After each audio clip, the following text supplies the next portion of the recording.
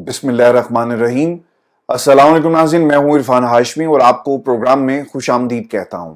तमाम तारीफें उस रब्बुल इज़्ज़त के लिए जिसकी तरफ हम सबको लौट कर जाना है और जिसके हजूर हम सबको एक दिन पेश किया जाएगा।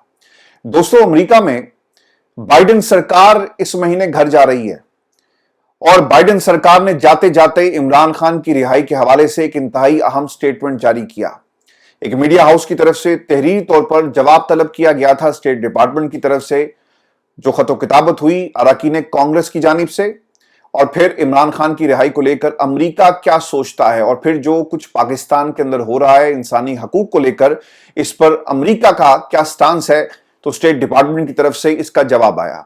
अपने जवाब में स्टेट डिपार्टमेंट ये लिखता है कि अमेरिकी कांग्रेस के अरकान ने जो खतो किताबत की, हम इसके ऊपर तबसरा नहीं कर सकते, और जहां तक इंसानी हकूक का ताल्लुक है तो पाकिस्तान और अमेरिका इंसानी हकूक के हवाले से आपस में जो एक्सचेंज है इंफॉर्मेशन की हमेशा करते रहते हैं और मिलकर काम कर रहे हैं। और फिर उन्होंने ये भी कहा कि हम पाकिस्तान में जमहूरी असूलों और आईनी और इंसानी हकूक की हुक्मरानी का मुतालबा करते रहे हैं। इंसानी हकूक समेत दीगर निकात पर पाकिस्तानी हुक्काम से बाकायदगी से राब्ता रहता है। हम पाकिस्तान से भी दुनिया भर के ममालिक की तरह राब्ते में हैं और इमरान खान के हवाले से फैसला पाकिस्तान की अदालतों ने करना है और उनके केसेस मुल्की आइन और कवानीन के मुताबिक होंगे। गौर कीजिएगा, जब सवाल हुआ उस प्रेशर का जो अमेरिका में इस वक्त जो बाइडेन हुकूमत पर हमें नजर आ रहा है अरकान कांग्रेस की तरफ से, तो उसके ऊपर तबसरा स्टेट डिपार्टमेंट नहीं करता, क्योंकि उन्हें मालूम है कि हमारे अपने लोग हैं, सियासत में हैं और ये हमारे ऊपर प्रेशर डाल रहे हैं। ये किसी के कहने पर प्रेशर नहीं डाल रहा, बल्कि जो कुछ पाकिस्तान में बाइडेन सरकार करती रही इसके ऊपर आवाज अमेरिका में उठी है, तो हमें इस पर जवाब देना पड़ेगा। लेकिन पाकिस्तान से बाहर अगर कोई हमसे सवाल करेगा तो हम ये कहकर उसे टाल तो देंगे, लेकिन अगला जो टेन्योर है इस पे हमें ने फेस करना पड़ेगा। व्यूअर्स, अरकान कांग्रेस जिस अंदाज में अप्रोच होते हैं और जिस अंदाज में उन्होंने खतो किताबत की, पाकिस्तान में इंसानी हकूक को जिस तरह से पामाल किया गया, अब जाती हुई सरकार के पास इसका जवाब नहीं है। इसीलिए उन्होंने कहा कि हम इसके ऊपर तबसरा नहीं कर सकते। आपने कहा कि हम पाकिस्तान की हुकूमत के साथ मुसलसल राब्ते में रहते हैं। बाइडेन सरकार का ना एक ही राब्ता है और वो राब्ता पाकिस्तान और दुनिया की तारीख में हमेशा याद रहेगा कि जब यहां पर जमहूरी हुकूमत को घर भेज दिया गया, एक बाबू को आपने अमेरिका से पाकिस्तान भेजा, साथ वो अपने पैगाम लाया और पाकिस्तान में एक जमहूरी हुकूमत का तख्ता उलट दिया जाता है। और फिर वो बाबू कहता है कि जनाब मैंने तो ऐसा कुछ किया ही नहीं, और अमेरिका कभी भी पाकिस्तान में जो जमहूरी असूल हैं उन्हें पामाल नहीं करेगा। अब देखना ही होगा व्यूअर्स कि जिस बाबू ने, जिस डोनाल्ड लू ने अमेरिका के कहने पर, बाइडेन सरकार के कहने पर इमरान खान की हुकूमत को गिराया, ट्रंप सरकार जब आती है तो इस शख्स के साथ किस किस्म का सलूक किया जाएगा। क्योंकि याद रखिएगा, इनसे पहले भी सवालात जो हैं वो हो चुके हैं और इन्हें ग्रिल किया गया इमरान खान के तनाजुर में, और जो उन्होंने पाकिस्तान के अंदर बाइडेन सरकार के कहने पर जो पैगाम रसानी की और जिसके नतीजे में यह हुकूमत जो है वो खत्म हो जाती है। जो तीसरी चीज थी इस पूरे पैगाम के अंदर, वो ये कहते हैं जी कि पाकिस्तान में ये फैसला अदालतों ने करना है कि इमरान खान रिहा होंगे या नहीं होंगे, इससे हमारा क्या लेना देना। यानी बाइडेन सरकार जाते जाते ना जो मलबा है वो किसी और पर डालकर जाना चाहती है, और उन्होंने अपनी इस जिम्मेदारी को और उस गलती को जो उन्होंने डोनाल्ड लू के जरिए पाकिस्तान के अंदर जमहूरी निजाम को गिरा कर की, अब वो उससे पीछे हटते हुए आपको नजर आ रहे हैं। आपको ये भी याद रखना चाहिए, जब अमेरिका ये कहता है ना कि हो सकता है, गौर कीजिएगा जो अल्फाज उन्होंने इस्तेमाल किए स्टेट डिपार्टमेंट की तरफ से, कि उनके केसेस मुल्की आइन और कवानीन के मुताबिक ही होंगे। जो कुछ इमरान खान के साथ हुआ वो दुनिया के किसी कानून में नहीं है सरकार। ये जंगल का कानून भी ऐसा नहीं होगा जो कुछ इमरान खान और उसकी जमात के साथ किया गया। जमहूर को रगड़ा लगाया जा रहा है। और स्टेट डिपार्टमेंट की तरफ से जो जवाब दिया गया, इसमें एक और भी पैगाम छुपा हुआ है कि इमरान खान की हुकूमत को गिराने में हमारा किरदार नहीं था, और बाइडेन सरकार जाते जाते अपने ऊपर इमरान खान की हुकूमत गिराने का जो दाग लगा हुआ है बदनामी का, इसे मिटाना चाहती है। आपको उनकी स्टेटमेंट के अंदर एक अपोलोजेटिक किस्म की अप्रोच नजर आएगी। इससे पहले भी स्टेट डिपार्टमेंट के सामने भी सवाल रखा गया, सहाफियों ने ये सवाल उठाया। इसके अलावा जो उनका जो महकमा खारजा है वहां पर भी ये सवाल किया गया, और यही जवाब था कि अरकान कांग्रेस अगर खत लिख रहे हैं तो ऑब्वियसली ये उनका हक है। पाकिस्तान के अंदरूनी मामलात में हम मुदाखलत नहीं कर सकते, और पाकिस्तान के आइन और कानून के मुताबिक عمران خان کو جو سزا دی گئی ہے اس کا امریکہ سے کوئی تعلق نہیں ہے، اور عمران خان کی رہائی کو لے کر امریکہ اپنا کوئی کردار ادا نہیں کر سکتا۔ اب یہ جو اپولوجیٹک اپروچ ہے یہ امریکہ کے اندر ہے، بائیڈن سرکار جا رہی ہے، ایک اپروچ پاکستان میں بھی عمران خان کی رہائی کو لے کر ہے، اور عمران خان کی رہائی کو لے کر پاکستان کی حکومت کا ایک اپنا موقف ہے۔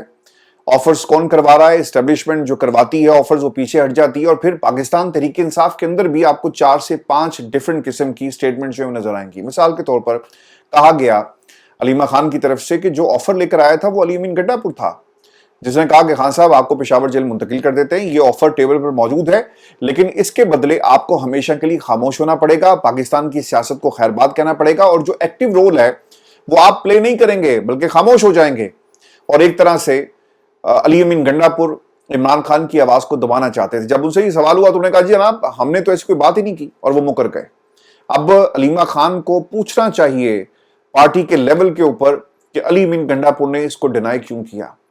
اچھا بات یہاں پہ نہیں رکتی، بات ایک قدم آگے بڑھتی ہے اس وقت جب شیر افضل مروت صاحب میدان میں آئے، اور انہوں نے کیا کہا کہ جناب نتھیا گلی لے جانے کی آفر حکومت کی طرف سے کروائی گئی، اور یہ آفر ٹیبل پر موجود تھی۔ حکومت نے کہا جناب ہم نے تو ایسی کوئی آفر ہی نہیں کروائی، بلکہ پاکستان تحریک انصاف کی طرف سے کہا گیا تھا کہ آپ عمران خان کو نتھیا گلی جو ہے وہ شفٹ کر دیں اور ہماری ڈیل ڈن ہو جائے گی۔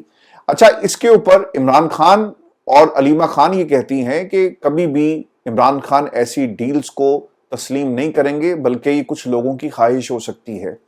اب یہ بات یہاں پر نہیں رکتی، ایک اور مزید جو سٹیٹمنٹ اس وقت ہمیں پاکستان تحریک انصاف کے حلقوں میں نظر آ رہی ہے وہ ہے شیر افضل مروت کی طرف سے، اور یہ دوسری سٹیٹمنٹ ہے جو انہوں نے جاری کی، اور وہ یہ کہتے ہیں کہ عمران خان کی ہاؤس اریسٹ آفر اسٹیبلشمنٹ اور حکومت کی طرف سے محسن نقوی صاحب جو ہیں وہ لے کر آئے۔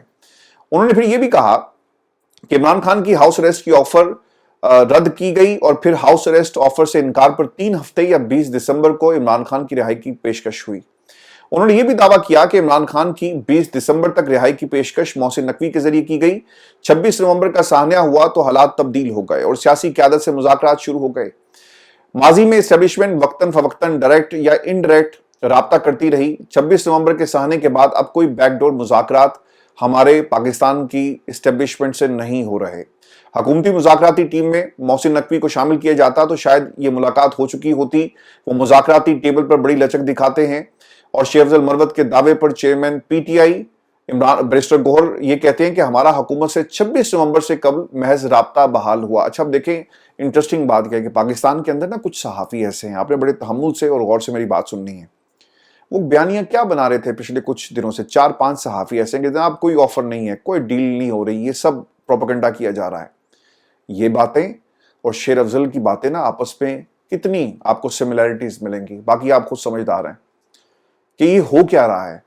ڈیل کے نام پر لوگ اپنا الو جو ہے وہ سیدھا کر رہے ہیں۔ شیر افضل مروت صاحب کو پروٹوکول مل رہا ہے، آج سے پہلے یہ پروٹوکول تو ان کے پاس نہیں تھا۔ اللہ نے عزت دی اور عمران خان کی پارٹی میں یہ آئے، عمران خان کا علم انہوں نے بلند کیا، اور عوام ان سے پیار کرتی ہے۔ کیوں؟ جو ووٹ بینک ان کے ساتھ کھڑا ہے وہ ان کی وجہ سے نہیں ہے۔ آج یہ پاکستان تحریک انصاف کو چھوڑ کر پیپلز پارٹی میں شامل ہو جائیں تو یہ انہیں عزت نہیں ملے گی جو آج پاکستان تحریک انصاف کی وجہ سے، عمران خان کی وجہ سے انہیں عزت ملی ہوئی ہے۔ تو یہ تمام کڑیوں سے کڑیاں ملاتے جائیں تو آپ کو اس کا جواب ملتا جائے گا کہ آفرز ٹیبلز پر موجود ہیں، اور ان آفرز کو لے کر پی ٹی آئی کے اندر سے کس قسم کا بیانیہ اور سٹیٹمنٹس باہر آ رہی ہیں۔ اب باقی لوگ، حکومت جس قسم سے مذاکرات کر رہی ہے اور آگے بڑھا رہی ہے وہ کامیاب ہوتے ہیں یا نہیں ہوتے، لیکن ایک چیز ویورز آپ نے یاد رکھنی ہے کہ پاکستان تحریک انصاف کو اپنی صفوں میں اتحاد پیدا کرنا چاہیے اور بیانات کو آپس میں ملائیں۔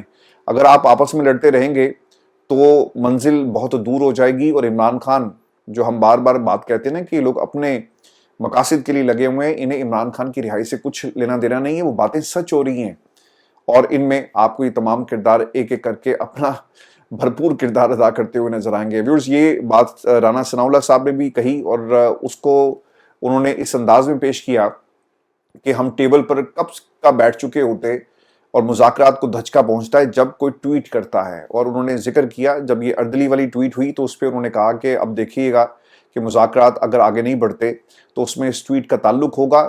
جس ملک کے وزیر اعظم کو آپ اردلی کہہ کر پکاریں اور ٹویٹ کر دی جائے اور اس کا تعلق عمران خان سے جوڑ دیا جائے، یعنی ان کے ٹویٹر اکاؤنٹ سے یہ بات آگے ट्वीट की जाती है तो फिर इसका एक असर होगा और फिर इसके नताइज भी आपको भुगतना पड़ेंगे। तो ये मुज़ाकरात की मेज पर इस वक्त जो है वो खिचड़ी पक रही है। और फिर मुज़ाकराती अमल को लेकर हुकूमत क्या सोच रही है और पाकिस्तान तहरीक इंसाफ का क्या मौकिफ है, हामिद रजा साहब ने इसके ऊपर तफसील से बात की है।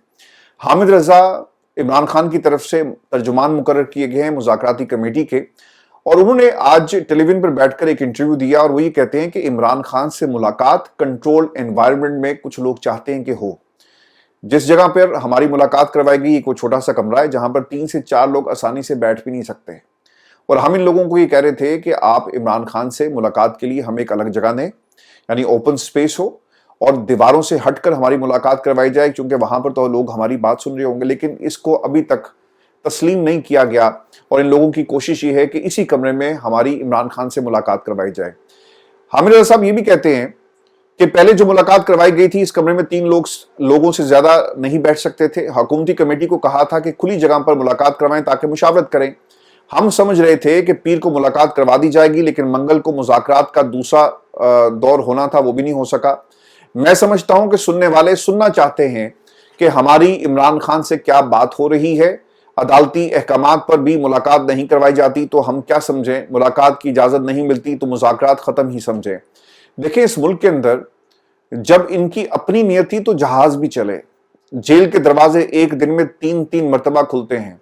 पाकिस्तान की जो दूसरी सबसे बड़ी अदालत है वो हुक्म जारी करती है, मुलाकात नहीं होती, फिर बुलाकर तौहीन अदालत के नोटिस करवा दिए जाते हैं, फिर मुलाकात नहीं होती, जेल के दरवाजे नहीं खोले जाते। तो पाकिस्तान के अंदर अगर हम ये ना कहें कि मार्शल लॉ नहीं लगा हुआ तो सरकार फिर हम क्या कहें। ये मार्शल लॉ के दौर में ये सब कुछ होता है जो कुछ इस वक्त पाकिस्तान के अंदर हो रहा है। फिर दूसरी चीज, हामिद रजा साहब ये भी कहते हैं कि मैं समझता हूं कि 2-3 दिन में मुलाकात जो है वो करवानी चाहिए थी, लेकिन ये नहीं करवाई गई। लेकिन मुलाकात ही नहीं हो रही तो मतलब मुज़ाकरात में डेडलॉक आ गया। राना सनाउल्लाह ने कल कहा था कि आज इमरान खान से मुलाकात करवा दी जाएगी, लेकिन आज भी हमारी मुलाकात जो है नहीं करवाई गई। ख्वाजा आसिफ साहब ने, आपको याद होगा व्यूअर्स, के 15 दिन पहले ये बयानियां बनाना शुरू कर दिया कि पाकिस्तान तहरीक इंसाफ के साथ हम मिलकर नहीं बैठेंगे और आप किस जमात के साथ मुज़ाकरात करना चाहते हैं। यानी ये रोल जो था, जो सब अपना किरदार खूब निभा रहे हैं, इनको पहले से असाइन कर दिया गया कि ख्वाजा आसिफ साहब किस तरह पाकिस्तान तहरीक इंसाफ पर ताबड़तोड़ हमले करेंगे, इमरान खान की किरदार कुशी करेंगे, तहरीक इंसाफ के माजी के हवाले दिए जाएंगे, और फिर बार बार फौज और इमरान खान के दरमियान जो नफरत है इसके अंदर अपना भी एक किरदार अदा करेंगे और कहेंगे कि ये देखें, पाकिस्तान और फौज कभी भी इमरान खान के साथ नहीं चल सकती, पाकिस्तान और फौज एक तरफ है और इमरान खान एक तरफ है। तो ये नफरत के बीज किसने बोए? ख्वाजा आसिफ साहब को ये टास्क दिया गया।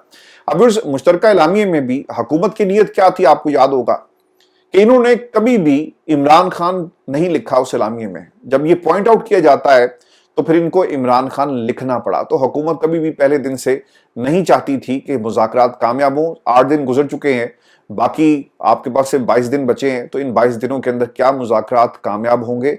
कम से कम मुझे ये होता हुआ नजर नहीं आता, क्योंकि मुज़ाकरात तो अभी शुरू ही नहीं हुए। जो चीज़ शुरू ही नहीं हुई उसका अंजाम और इख्तिताम की हम बात जो है कैसे कर सकते हैं। व्यूअर्स, कमेटी की मुलाकात क्यों नहीं हुई? शेर अफजल मरवत साहब ये कहते हैं कि मेरी राय यह है कि मुज़ाकराती कमेटी की मुलाकात में इल्तवा इमरान खान के अकाउंट से ट्वीट का आना है। इंसार अब्बासी साहब ने भी ये कहा कि पीटीआई का सोशल मीडिया और बाहर बैठे लोग फौज और आर्मी चीफ के ऊपर अटैक करेंगे तो मुज़ाकरात कामयाब नहीं हो सकते। और इसी का जवाब देते हुए फैसल चौधरी ने भी कहा कि इमरान खान की जुबान सख्त क्यों हुई? पाकिस्तान की जो ताकत के ऐवानों में बैठी हुई शख्सियात है, आप उनसे पूछें कि आपने इमरान खान के साथ कौन कौन से हरबे नहीं इजमाए उसे तोड़ने के लिए, तो नरमी की बात आप कैसे कर सकते हैं? अब जी, हामिद रजा साहब ने जो बातें कही और फिर बाकी लोग जो कर रहे हैं, इसमें जो सबसे इंटरेस्टिंग रिएक्शन आया वो शाहिद खटक साहब का था कि अगर मुज़ाकरात नाकाम हुए तो हम फिर सड़कों पर एहतजाज करेंगे, और ये एहतजाज ऊ वाला नहीं होगा, बल्कि ये एहतजाज जिसे कहते हैं वही एहतजाज होगा। ये लोग तो गूंगे बहरे हैं, उन पर ऊ का असर नहीं होता, इस बार डी चौक वाला एहतजाज होगा। और वैसे ये जो 26 नवंबर का मामला है, डी चौक के अंदर जो गोली चली, इसके ऊपर तारिक फजल चौधरी साहब आज काबू आए जी काशिफ अब्बासी साहब के। काशिफ अब्बासी साहब हमेशा डी चौक के अंदर जो भी जुल्म हुआ इसके ऊपर अपनी आवाज बुलंद करते रहे हैं, اور پاکستان میں جس طرح کی فسطائیت ہے، ایسے ماحول کے اندر آواز بلند کرنا یہ کسی جہاد سے کم نہیں ہے۔ تو آج ان کے قابو آگے جی طارق فضل چودھری صاحب، اور انہوں نے جی ایک عجیب سی منطق پیش کی ہے۔ کاشف عباسی صاحب نے سوال کیا کہ کیا فائرنگ ہوئی 26 نومبر کو؟ تو طارق فضل چودھری صاحب کہتے ہیں کہ ہوائی فائرنگ ہوئی، ڈائریکٹ فائرنگ نہیں ہوئی۔ اچھا، اس کے اوپر نا کاشف عباسی صاحب نے ماضی کی ایک سٹیٹمنٹ ان کے سامنے رکھی اور کہا کہ وزیر داخلہ صاحب یہ کہتے تھے کہ ایمونیشن جو تھا وہ ہمارے لوگوں کے پاس نہیں تھا۔ اگر ایمونیشن، ہتھیار، آتشی اسلحہ کس کے پاس نہیں ہے تو پھر گولی کہاں سے چلی؟ تو طارق فضل چودھری صاحب نے کہا لائیو ایمونیشن تو یہ تھوپتے ہیں، ایسا نہیں تھا۔ تو پھر کاشف عباسی نے کہا کہ خالی بندوقوں سے فائرنگ کی گئی، اور طارق فضل یہ کہتے ہیں کہ جناب ربڑ بلٹ چلائی گئی ہیں۔ تو یہ ان کی ایک منطق تھی جو آج انہوں نے دی ہے۔ پاکستان کے لیے جی ایک انتہائی افسوسناک خبر ہے۔ یہ کوئی میں فخر کے ساتھ آپ کو نہیں بتا رہا، یہ ہمارے ملک کو لوٹ رہے ہیں، ہمارا ملک نیچے جا رہا ہے، اور ہمارا دل جو ہے وہ جلتا ہے، اور ہم اسی طرح بات کر کے اپنا احتجاج ریکارڈ کرواتے ہیں۔ ہر پاکستانی کو بات کر کے اپنا احتجاج ریکارڈ کروانا چاہیے۔ اور یہ بری خبر آئی ہے جی، قطر ایئر ویز نے پاکستان جو ہے وہ چھوڑ دیا ہے، اور خبر کے مطابق قطر ایئر ویز نے پاکستان بھر میں اپنے دفاتر بند کر دیے، پروازیں معمول کے مطابق جاری رہیں گی۔ قطر ایئر ویز کے دفاتر بند ہونے کے بعد کاؤنٹر سیل، ایڈمن اور فائنانس کی شعبے بھی معطل ہو جائیں گے۔ اب کمپنی ٹکٹوں کی فروخت کے لیے صرف ایجنٹس اور آن لائن سروسز پر انحصار کرے گی، جس کے باعث براہ راست دفاتر سے ٹکٹوں کی فروخت کا سلسلہ بھی ختم ہو جائے گا۔ اچھا، میں آپ کو ایک چھوٹی سی اگزامپل دے دیتا ہوں۔ پہلے ہی پاکستان جو ہے وہ ہر طرف سے کوئی بری خبری آتی ہے، اللہ تعالیٰ ہمارے ملک کو جو ہے ہر آفت سے جو ہے محفوظ رکھے۔ اس سے پہلے اگر آپ کی جو ٹرانزیکشن ہے، اگر آپ آن لائن کوئی چیز پرچیز کر رہے ہیں، مثال کے طور پر آپ پاکستان سے باہر سفر کر رہے ہیں اور آپ 3 سے 4 لوگ ہیں اور آپ باہر آ رہے ہیں، تو ٹکٹس آپ کی بن گئی 10 سے 12 لاکھ کی۔ اتنی آج کل تو لندن کی جو ٹکٹ ہے وہ 3.5 لاکھ روپے کی آپ کو ملتی ہے، سستی سے سستی، اور اچھے دنوں میں، یعنی جب پیک ٹائم نہیں ہوتا۔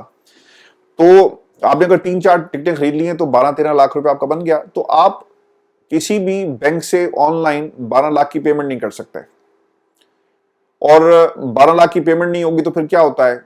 آپ کو 2 ٹکٹیں لینی پڑے گی، اور آپ کی فیملی 4 لوگوں کی ہے تو پھر کیا کریں گے آپ کو نئی بکنگ کروانی پڑتی ہے۔ اور مجھے بہت سارے لوگوں نے اس حوالے سے اپنی اس تکلیف سے جو گزرتے ہیں بتایا، تو سر ہم کہاں جا رہے ہیں؟ ہمارا جو ہمسایہ ملک ہے وہ الگریدمز میں گھس کے نا ہمارے نظریے کو ٹارگٹ کر رہا ہے۔ انہوں نے پاکستان کا نقشہ جو ہے، کشمیر کا نقشہ جو ہے، پاکستان کے نقشے سے اڑا دیا۔ اور ہم کیا کر رہے ہیں؟ امریکہ سے پیغام آئے گا، امریکہ نے پاکستان کے اندر حکومت گرا دی اور ہم بلی بن جاتے ہیں، اور ہم نے امریکہ کو کس طرح کنٹرول کرنا ہے، ٹرمپ کی حکومت آ رہی ہے۔ یعنی ہم اپنی تمام تر انرجیز جو ہیں وہ امریکہ کو کاؤنٹر کرنے کے لیے اور بیانیے کو کاؤنٹر کرنے کے لیے صرف کر رہے ہیں، اور سعودی عرب میں اپنے تعلقات نکال رہے ہیں کہ کسی طرح امریکہ کو یار تم روک لو اور ہماری حکومت کو بچا لو۔ تو سر قومیں ایسے نہیں کھڑی ہوتی، ایسے صرف مافیاز کھڑے ہوتے ہیں، ایسے صرف ڈکیت کھڑے ہوتے ہیں، ایسے صرف ڈاکو کھڑے ہوتے ہیں۔ اور یہ پاکستان جو ہے نا، آج آپ اس حکومت کے حال دیکھیں، ایک میں خبر میری نظر سے گزری، آپ یقین کریں غصہ بھی آیا، دکھ بھی ہوا، اور پھر مجھے لگا کہ شاید یہ پاکستان کی عوام جب ووٹ دیتی ہے نا، اور پچھلے 77 برسوں میں جن خاندانوں کو ووٹ دیتے آئے، یعنی آپشن ہی کوئی نہیں تھا، تو یہ ہمیں شاید سزا مل رہی ہے۔